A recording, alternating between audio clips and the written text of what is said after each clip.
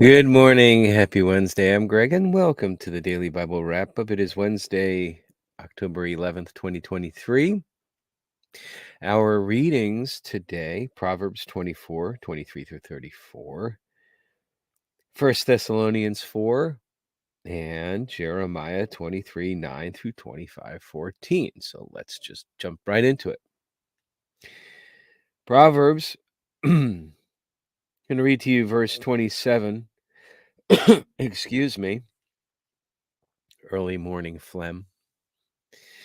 Quote, do your planning and prepare your fields before building your house. Now, how many times do we make decisions in the moment, more concerned about instant gratification than long-term effects, if we're even concerned about the latter at all? At least this is what I thought about this morning. A little bit disjointed thoughts, but kind of took me back like to when I was young. I certainly tended to do that.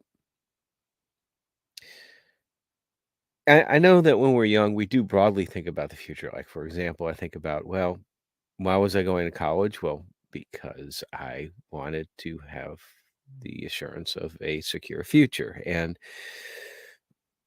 at that time, the path that seemed to be the right path was to go to college. Now, it's whether or not that was actually the right choice is debatable.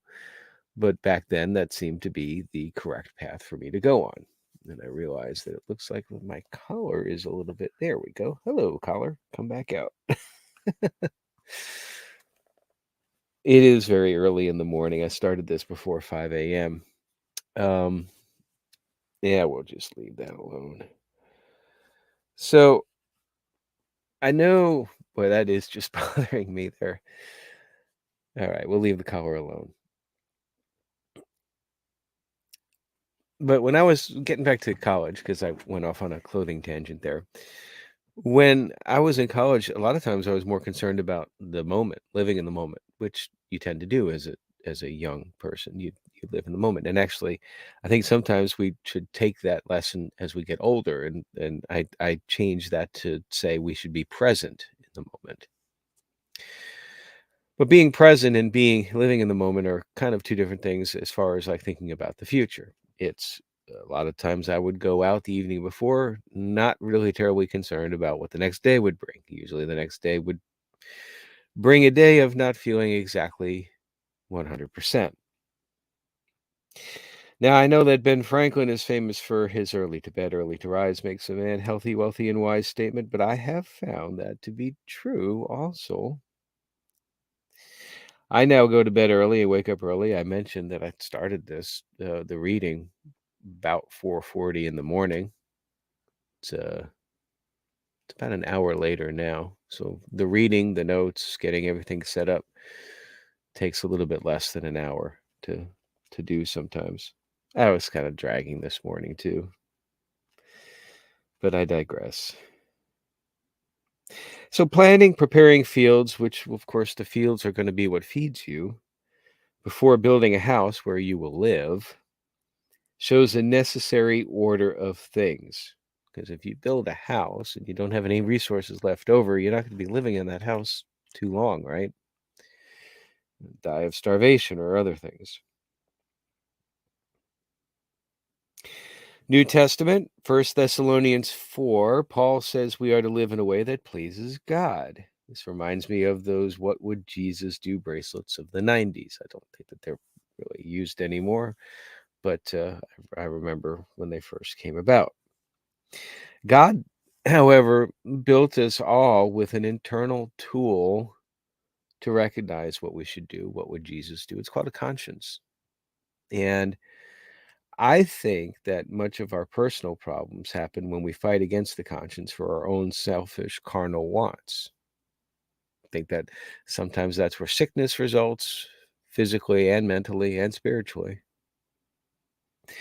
Verse 3, quote, God's will for you is to be holy. Pretty simple. And Paul also notes that if we lead quiet lives and mind our own businesses, then non-believers will respect the way we live. That stood out because I think that if non-believers respect the way we live, and then sometimes see the happiness, the content, the peacefulness is probably the right word. That's an outwardly demonstration of our faith, of living the faith. Then that sometimes opens up the door. It's like, hey, what is it about you? And that gives you an opportunity perhaps to talk about Christ. I don't think that the the image that comes to my mind are the screaming street preachers. I don't think that those are terribly effective because the recipient's heart has to be open, even just a little bit, for the message first. Now, then Paul addresses death. When Jesus returns, he will bring with him all the believers who have died. They're going to rise from the grave. Okay. To interesting mental image there, and it kind of opens up some questions. So, what is the experience of the folks in the grave right now? Well, it seems like they no longer exist in time. So, from our perspective, to use a sci-fi term, they're in like stasis or suspended animation. They're they're just there. They're not they their body is there, but their spirit, their soul is out of time. And so it's one of those things where it's going to get hard to try to wrap the mind around a little bit. It's like you're trying to apply reasoning in time to something that's out of time. But like I said, it was early this morning and I got off on a tangent thinking about all of that. Um,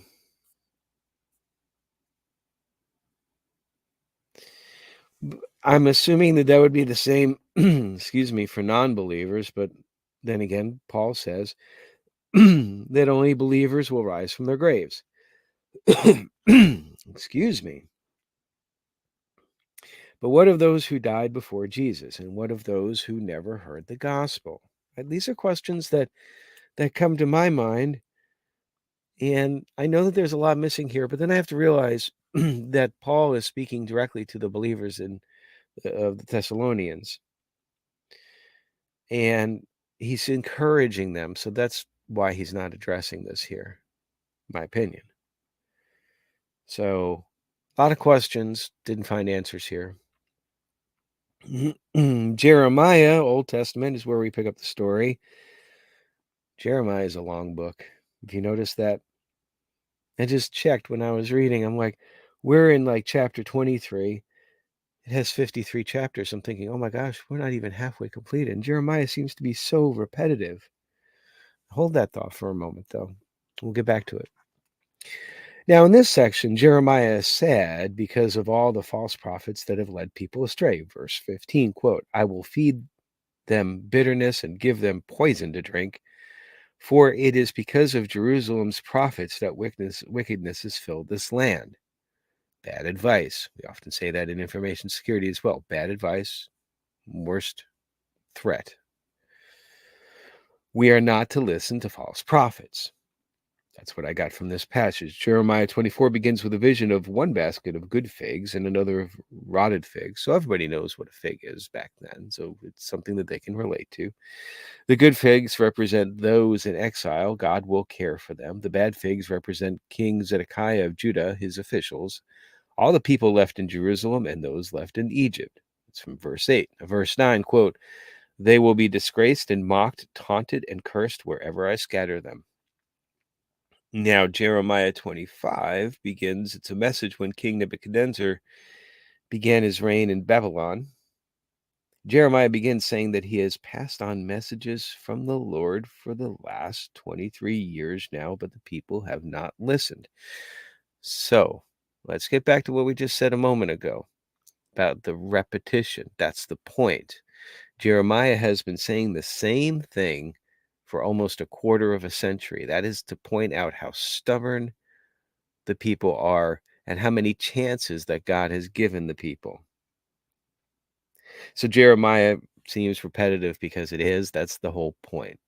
That's what I got from this. So it's interesting. Again, you ask the Holy Spirit to come when you're reading to begin with, and I didn't think I was really in the spirit when I'm like, "Ah, Jeremiah, it's so repetitive." There's the lesson.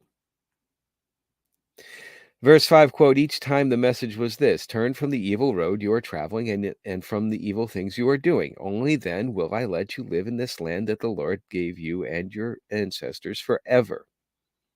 But of course, they didn't listen, and as a result, now King Nebuchadnezzar's armies will destroy them, and Israel and her lands will serve the king of Babylon 70 years. But after 70 years, God's going to punish Babylon. That's it for today. Hope you have a wonderful day and that you walk by the Spirit today. Take care.